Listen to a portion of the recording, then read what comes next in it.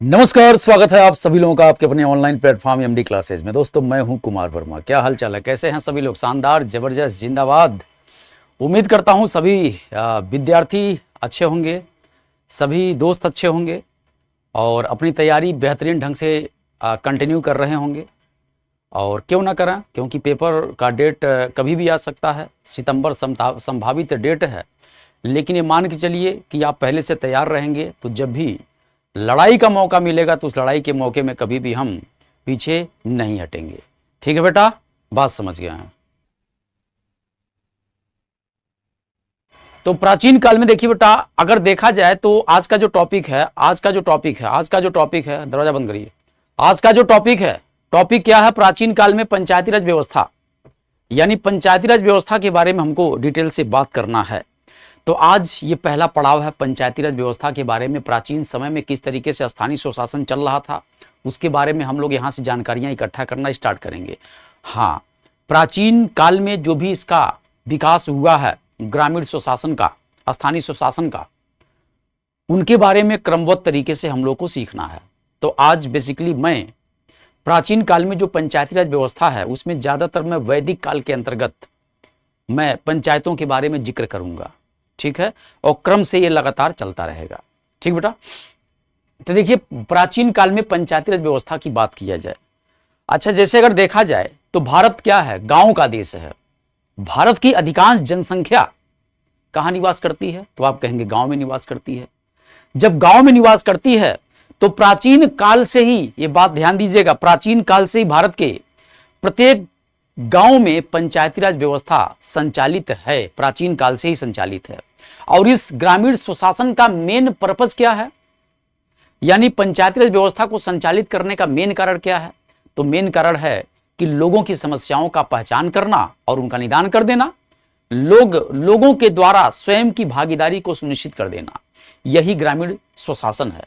तो प्राचीन काल में पंचायती राज व्यवस्था के बारे में हम लोग जो जिक्र करेंगे, सबसे पहले वैदिक काल पढ़ेंगे। तो वैदिक काल में किस तरीके से शासन व्यवस्था चल रहा था।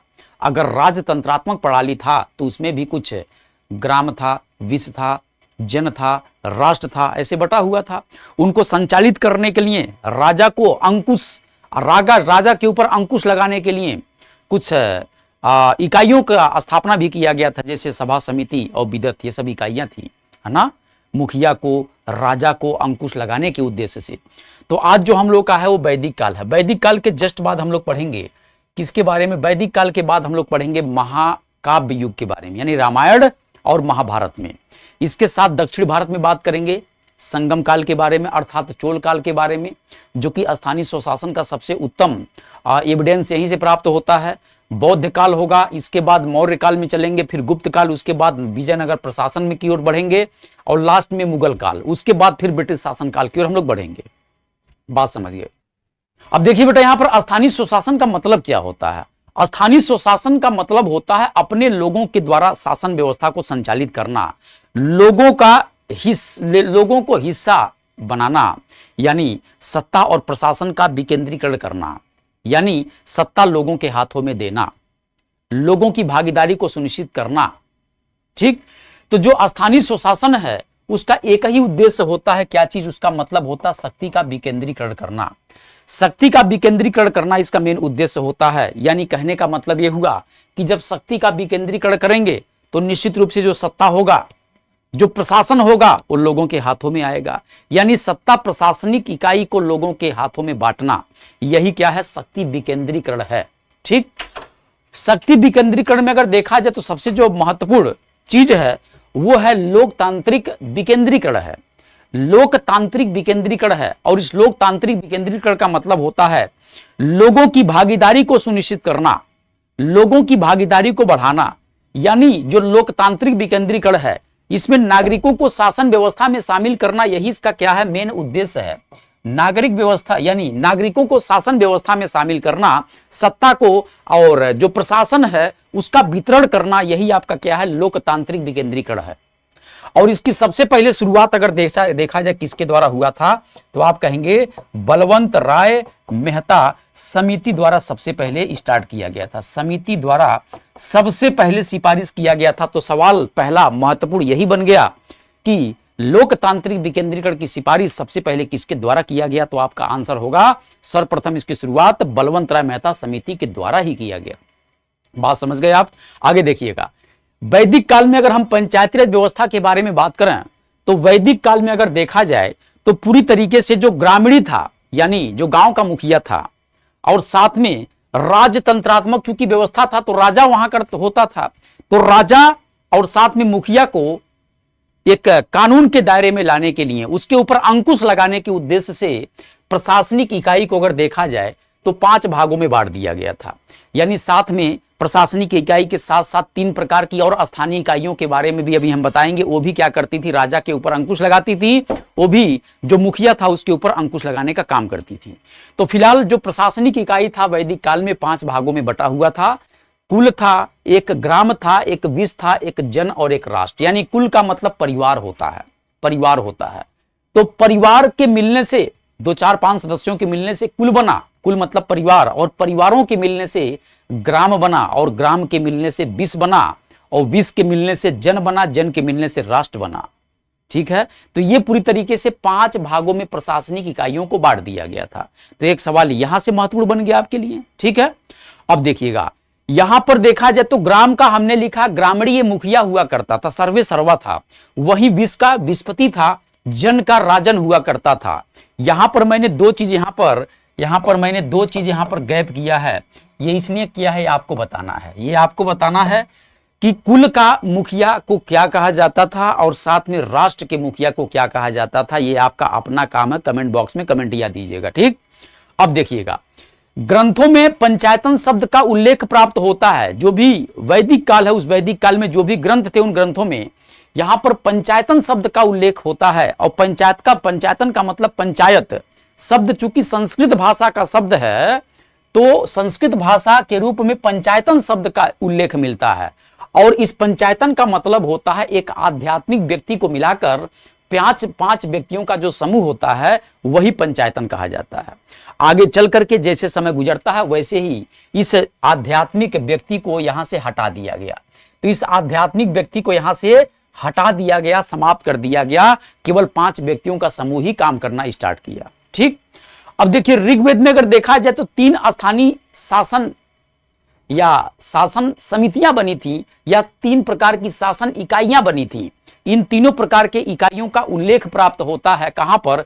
ऋग्वेद में, साथ में अथर्ववेद में यहां पर प्राप्त होता है। अथर्ववेद में भी है, ऋग्वेद में भी है। ठीक है, चूंकि यहां पर देखिएगा 3 कौन कौन सी स्थानीय शासन की समितियां थी? सभा, समिति, विदत। तो सभा, समिति, विदत। सभा जो होता था लोगों का परिषद होता था, लोगों का परिषद होता था। राजा का चुनाव करने वाला कौन था? समिति हुआ करता था। और जो विदत था वो नववधुओं का स्वागत और धार्मिक अनुष्ठान जैसे कार्यक्रम को क्रियान्वित करने का काम इसी विदत का होता था। सभा को आप अस्थायी सदन मान सकते हैं, जिस प्रकार से राज्यसभा है उस प्रकार से सभा हुआ करता था उस समय वहां। ठीक है, और जैसे लोकसभा वर्तमान में है वैसे आप समिति मान सकते थे कि उस समय समिति हुआ करता था, लोगों का सदन था वो। ठीक है, राजा का चुनाव और लोगों का परिषद कहा जाता था। देखिए, राजा को सलाह देने वाली संस्था कौन सी है पूछेगा तो आप कहेंगे सभा और समिति थी। यही सभा और समिति का उल्लेख मिलता है अथर्ववेद में कि भाई ये प्रजापति की 2 पुत्रियां थी, है ना। कहा गया कि प्रजापति की 2 पुत्रियां कौन? तो आप कहेंगे सभा और समिति। बात क्लियर है बेटा? कहेंगे जी हाँ। अब आइए एक एक करके बात करते हैं। देखिए, सभा में सबसे पहले ऋग्वेद में 8 बार इसका उल्लेख मिलता है। कितनी बार? 8 बार उल्लेख मिलता है, बात आपको पता है। लेकिन अथर्ववेद में कितनी बार मिलता है? तो आप कहेंगे 17 बार इसका उल्लेख प्राप्त होता है। सभा जो होता है राजा को प्रशासन के बारे में सलाह देने वाली ये संस्था थी। राजा को प्रशासन के बारे में सलाह देने वाली संस्था थी। मैंने बताया था कि राजा के ऊपर अंकुश लगाने के लिए, राजा को नियंत्रित रखने के लिए 3 प्रकार की इकाइयां काम कर रही थी। वहीं मुखिया को भी अंकुश लगाने के लिए 3 प्रकार की इकाइयां काम कर रही थी, जिसमें राजा को प्रशासन के बारे में सलाह देना, साथ में न्यायिक व प्रशासनिक कार्य करना यह सभा का काम था। साथ में कानूनी अदालत के रूप में काम करना यह भी सभा का काम था। इसमें महिला पुरुष दोनों प्रकार के वर्ग शामिल होते थे। महिला को सभावती, पुरुष को सभ्य कहा जाता था। तो दोनों बात क्लियर हो गया। यह श्रेष्ठ और संभ्रांत लोगों की संस्था थी। श्रेष्ठ का मतलब विद्वान लोगों की संस्था थी, समझदार लोगों की संस्था थी। अरे भाई, समझदार लोगों की संस्था रहेगी तभी तो प्रशासन के बारे में सलाह देगी। जब तक ये श्रेष्ठ लोगों की संस्था नहीं होगी तब तक ये प्रशासन में किस प्रकार से कैसे देगी सलाह, नहीं दे सकती है। इसीलिए श्रेष्ठ व संभ्रांत लोगों की जो सभा है वही आपका क्या है, सभा है। आगे देखिएगा, समिति के बारे में बात किया जाए तो ऋग्वेद में 9 बार इसका उल्लेख मिलता है, वहीं अथर्ववेद में 13 बार मिलता है। सामान्य जनता का प्रतिनिधित्व करने वाली ये क्या थी, ये समिति हुआ करता था। इसके प्रधान को ईशान या पति कहा जाता था। वहीं पर एक लोकसभा थी, यह क्या था, समिति एक प्रकार से लोकसभा थी। मैंने बताया था कि यह वर्तमान में जैसे लोकसभा है वैसे उस समय लोकसभा समिति हुआ करता था। तो यह एक लोकसभा थी जिसमें जनजाति के लोग जनजाति व्यवसाय के लिए एकत्रित होते थे और निर्णय लेने का काम करते थे। वहीं पर देखिए विदत की बात किया जाए, ऋग्वेद में 122 बार उल्लेख मिलता है और सबसे प्राचीन संस्था यही मानी जाती है। साथ में 9 वधुओं का स्वागत और धार्मिक अनुष्ठान जैसे संबंधी कार्य कौन करता था, यही करता था। तो कुल मिलाकर के आज का सेवा संपन्न हुआ। आज आपने वैदिक काल में समझा सभा, समिति, विदत के बारे में और 5 प्रकार की प्रशासनिक इकाइयों के बारे में। कल हम बात करेंगे महाकाव्य काल में बात करेंगे और ऐसे जैसे मैंने क्रम बताया उस तरीके से हम बढ़ते बढ़ते रहेंगे। 2-4 दिन में पूरा समाप्त हो जाएगा। ठीक है बेटा, तो जो मैंने बोला है आंसर देने के लिए कमेंट बॉक्स में कमेंट अवश्य करिएगा। ठीक है, इसी के साथ दोस्तों thank you so much, take care, bye bye, good night. फिर मुलाकात करूंगा कल, तब तक के लिए जय हिंद, जय भारत। नमस्कार बच्चों, कैसे हैं आप सभी। ग्राम पंचायत अधिकारी, पहली बार आपको इस तरीके का सिलेबस देखने को मिला और खूब आपने सर्च किया कि कहाँ पर ये चीज़ें मिल पाएंगी, कैसे हम तैयारी कर पाएंगे, और फाइनली वो सर्च आपकी यूपी संगम में एमडी क्लासेस पर आकर खत्म हुई।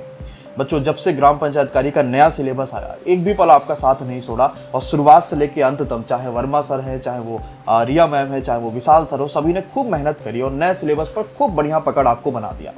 लेकिन अब परीक्षाओं का अंतिम समय आ चुका और अंतिम समय में जरूरत होती है कि हर एक चीज का रिवीजन करना, उसके ऊपर प्रैक्टिस सेट लगाना और खुद को देखना कि कहाँ गलती रहेगी और कितना और मेहनत करना होगा। इसी चीज को देखते हुए हमने 2 ऑप्शन बच्चों आपको दिया है अंतिम समय में। एक है सचिव बैच, जहां पर आपको 1+1 मिल रहा होगा, यानी कि रिवीजन और प्लस टेस्ट सीरीज, और दूसरा आपको मिलेगा सचिव कॉम्बो बैच, जहां पर रिवीजन भी मिलेगा, टेस्ट सीरीज भी मिलेगा और पूरा रिकॉर्डेड जो पंचायत बैच था जो आपने खूब पसंद किया था वो मिलेगा। ऑलरेडी सचिव बैच लॉन्च हो चुका और बच्चे आपने इसमें लगातार खूब प्यार दिखाया है और ये बैच में रिवीजन क्लासेस भी शुरुआत हो चुकी है। आइए मैं आपको दिखाता हूँ कि कैसा बैच चल रहा है। जैसे मैंने यहाँ पर सचिव बैच दिखाया जो सिर्फ 349 रुपए का है और दूसरा है सचिव कॉम्बो बैच जो सिर्फ 499 रुपए का है। मैंने इसी बैच को जैसे ओपन कर लिया। अब यहाँ पर आपको जो रिवीजन क्लासेस चल रही हैं वो देखने को मिल जाएंगी और कंटेंट पे बच्चों आप फोकस करेंगे तो आपको आपका टाइम टेबल जो रिवीजन क्लासेस चल रही हैं वो भी मिल जाएंगे और हमने डेमो भी देख रखा जो आपके लिए ओपन है, बिल्कुल फ्री भी होगा। प्लस क्योंकि ये कॉम्बो है तो आपको प्री रिकॉर्डेड भी सारा मिल जाएगा। जैसे आप सिर्फ पंचायत में ही देखेंगे तो आप देख पाएंगे कि हमने कितनी सारी क्लासेज आपको रिकॉर्डेड फॉर्म में दे रखी है, तो मुझे नहीं लगता इससे बाहर शायद कुछ भी फंसने वाला है। और जैसे हम 2500 प्रश्नों की यहाँ पर प्रैक्टिस कर लेंगे, रिवीजन करेंगे, उसके बाद आपको 20 टेस्ट सीरीज मिलेंगे वीडियो सोल्यूशंस के साथ। आप टेस्ट सीरीज लगाइएगा, अपनी कमियां देखिएगा और वीडियो सोल्यूशन से उसको मजबूत और करिएगा। और 5 टेस्ट सीरीज मिलेंगी आपको आपके सेल्फ प्रैक्टिस के लिए। यानी पहला जो 1+1 का सचिव बैच है जो सिर्फ 349 में है, जिसमें आपको पहला रिवीजन मिलेगा 2500 प्रश्नों का, जिसमें यूपीजी के आपके पास कंप्यूटर और पंचायत सब कुछ होने वाला है, उसमें 25 टेस्ट सीरीज भी मिलेगा। और दूसरा 499 में है, यानी सिर्फ 150 रुपए ज्यादा आपके लग रहे होंगे, वहां पर आपको पूरा पंचायत का प्री रिकॉर्डेड सेक्शन भी मिलेगा। तो अब तैयारी में जुट जाइए। एमडी क्लासेस का ऑफिशियल ऐप को डाउनलोड कर लीजिएगा। पेड कोर्स वाले सेक्शन में जाइए, आपको दोनों बैचेज मिल जाएंगे, जो इच्छा हो ज्वाइन कर लीजिएगा। दोनों की प्राइस अपने मिनिमम रेट पर होने वाली है, आपको कोई कूपन कोड नहीं लगाना और आप इसको कम से कम में डिस्काउंट पे ज्वाइन कर सकते हैं। मान लीजिए कोई भी समस्या परेशानी आ गई बच्चों, तो ये नंबर आपको नीचे में दे रहा हूँ, इस नंबर पर सुबह 10 बजे से लेकर शाम को 6 के बीच में आप कभी भी कॉल या व्हाट्सएप कर लीजिएगा, आपकी सभी समस्याओं का समाधान कर लिया जाएगा। लेकिन देर मत करिएगा, क्योंकि परीक्षाओं का जब समय आ जाएगा तो आप इसी सारी चीज़ों को मिस करेंगे। काश कुछ ऐसा होता मैं रिवीजन कर पाता, काश कुछ ऐसी चीज़ें होती कि मैं टेस्ट सीरीज लगा पाता। और मैं आपको इस चीज़ का विश्वास दिलाता हूँ कि चाहे वर्मा सर हो, चाहे रिया मैम हो, चाहे विशाल सर हो, हम सभी ने एक बेहतर और शानदार रणनीति के साथ ही इस बैच में प्लान करा हुआ है और आपको इस बार सफलता जरूर दिला के रहेंगे। धन्यवाद साथियों, शुक्रिया।